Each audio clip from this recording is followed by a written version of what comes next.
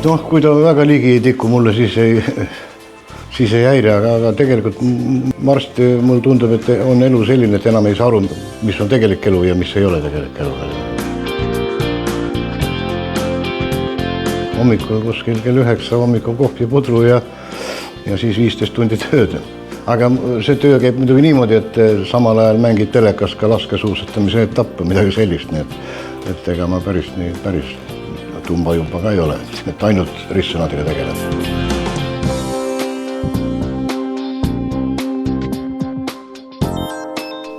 Siis kui me autot loosisime, siis autot loosisime Superkuma lahendajatele ja Superkuma lahendajat oli kuskil 3500 ja isegi varasematel aastatel juba kuskil 4000 ringis.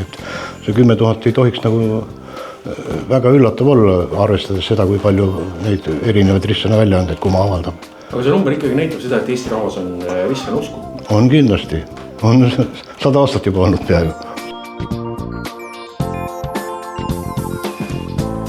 No aeg-ajalt ikka tuleb, jõulude ajal tuleb ikka kaarte ja tänatakse heade ja toredate ristsõnade ja heade naljakate lahenduslausete üle ja isegi mõnikord ka muul ajal, aga põhiliselt ikkagi jõulude ajal.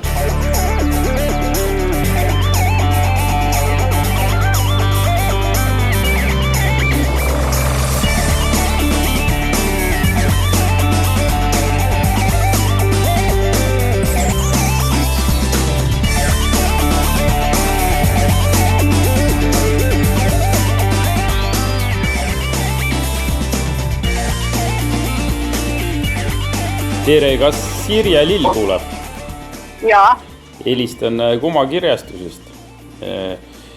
Meil oli täna loosimine, kus loosisime 7000 eurot välja ja te olete õnnelik ja võitsite 7000.